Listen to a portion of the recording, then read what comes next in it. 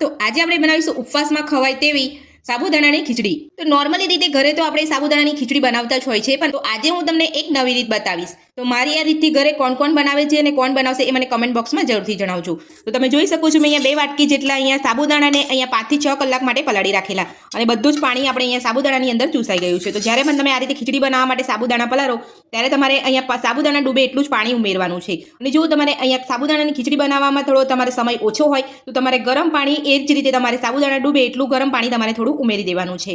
અને થોડી વાર તમારે 1 કલાક પછી તમારે બધું થોડું પાણી બચેલું હોય એ તમારે કાઢી લેવાનું છે, અને તમારે થોડી વાર માટે ઢાંકી રાખવાના છે.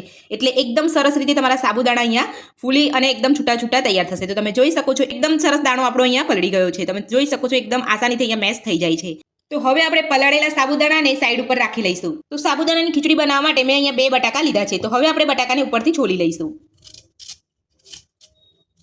તો નોર્મલી જ્યારે આપણે ઘરે ખીચડી બનાવતા હોય ત્યારે આપણે અહીંયા બટાકાને બાફીને લેતા હોય છે, યા તો આપણે અહીંયા તેલની અંદર થોડા ફ્રાય કરી લેતા હોય છે. પણ હું તમને આજે એક અલગ રીત બતાવીશ, એનાથી તમારી ખીચડી એકદમ સ્વાદિષ્ટ અને ઘરમાં બધા જ ખાઈ શકે તેવી ખીચડી અહીંયા બનશે.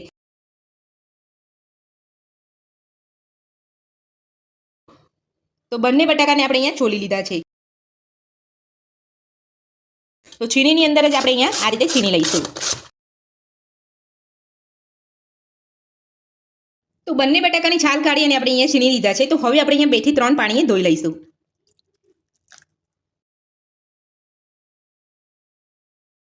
તો 2 થી 3 પાણી આપણે બટાકાની છીણને અહીંયા સરસ રીતે ધોઈ લીધી છે. તો હવે આપણે સાથે જ અહીંયા સાબુદાણા લીધા છે એ આપણે લઈ લઈશું, અને આ છીણને આપણે હાથેથી આ રીતે દબાવીને બધું જ પાણી કાઢી લઈશું. તો પાણી આપણે અહીંયા કાઢી લીધું છે. તો હવે આપણે અહીંયા સાબુદાણાની અંદર એડ કરી દઈશું. તો એ જ રીતે આપણે અહીંયા બધી જ છીણમાંથી પાણી કાઢી લઈશું. તો છીણમાંથી પાણી કાઢી